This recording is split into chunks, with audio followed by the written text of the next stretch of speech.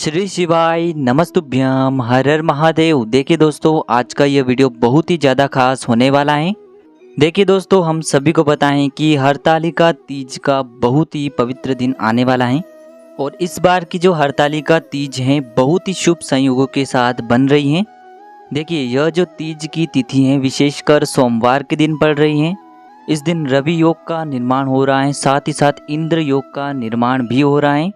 देखिए, यह जो तीज की तिथि है साल की सबसे बड़ी तीज होती है, विशेषकर आपकी इच्छाओं की पूर्ति के लिए।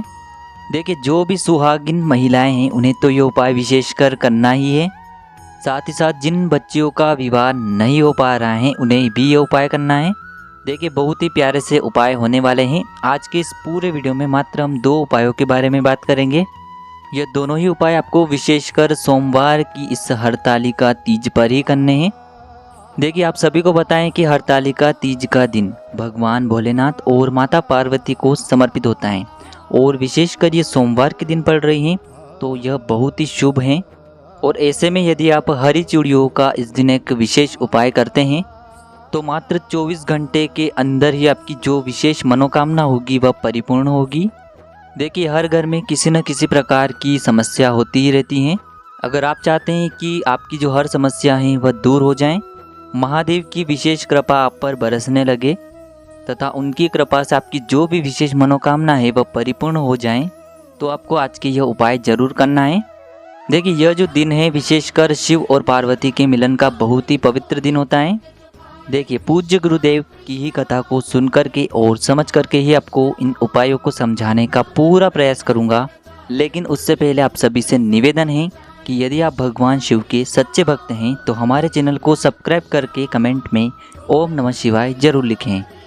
देखिए, हरतालिका तीज ऐसा माना जाता है कि इस दिन यदि आप विशेष श्रृंगार करके आप जो भी मनोकामना करते हैं वह परिपूर्ण होती हैं। देखिए, ऐसा माना जाता है कि इस दिन यदि कोई भी व्यक्ति हरे रंग की वस्तुओं से उपाय करता है तो महादेव के साथ साथ माता पार्वती भी बहुत ही अधिक प्रसन्न होती हैं।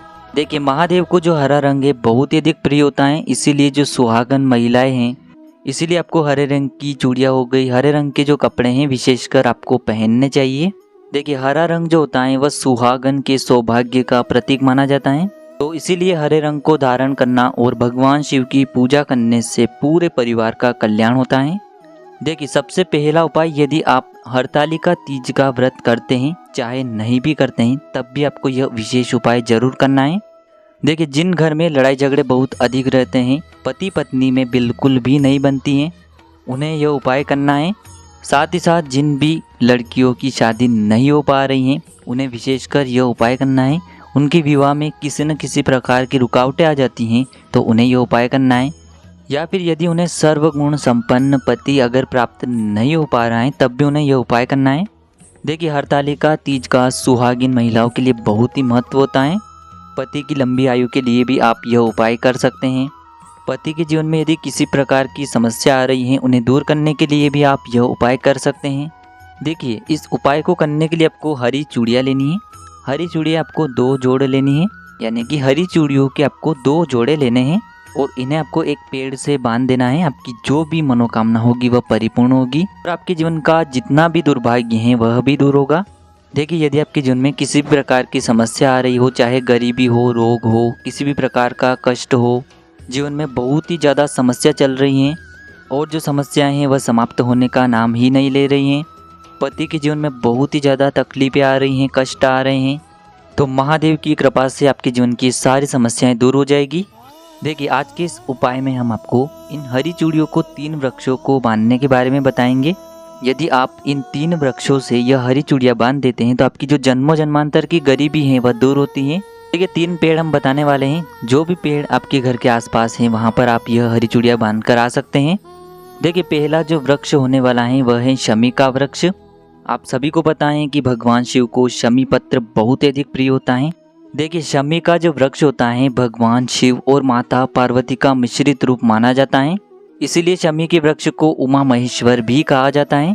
तो देखिए, आपको क्या करना है, हरतालिका तीज के दिन आपको भगवान शिव और माता पार्वती का स्मरण करते हुए, यानी कि हरतालिका तीज के दिन संध्या काल यानी कि सूर्यास्त से पहले पहले आपको ये उपाय करना है। तो आपको सूर्यास्त से पहले शमी के वृक्ष में यह हरी चूड़ियाँ बांधना है। यदि आप हरी चूड़ियाँ बांध नहीं सकते हैं तो आप शमी के वृक्ष की जड़ में यह जो हरी चूड़ियाँ हैं इसे समर्पित कर सकते हैं। जब आप यह हरी चूड़ियाँ बांधेंगे तो आपके जीवन में जो भी संकट हैं, जो भी कष्ट हैं, जो भी आपके जीवन में या आपके पति के जीवन में तकलीफ़ें चल रही हैं, उन्हें आपको दूर करने के लिए प्रार्थना करनी है। देखिए, इस शमी के वृक्ष पर आपको मात्र 2 हरी चूड़ियाँ चढ़ाना है। तो पहला वृक्ष है शमी का वृक्ष। अब दूसरा जो वृक्ष है वह है धतूरे का वृक्ष। देखिए, धतूरे का जो वृक्ष है वह विशेषकर भगवान शिव का ही रूप माना जाता है। देखिए, यह जो वृक्ष है विशेषकर काल भैरव के अंश से उत्पन्न हुआ है। तो इस हरतालिका तीज पर आपको दूसरे जो वृक्ष हैं धतूरे का वृक्ष, उसमें भी 2 हरी चूड़ियाँ बांध देना है। जो भी महिलाएं हरतालिका तीज के दिन इस प्रकार से हरी चूड़ियाँ धतूरे के वृक्ष में समर्पित करती हैं तो उनके जीवन में जो भी शत्रु हैं उनका क्षय होता है।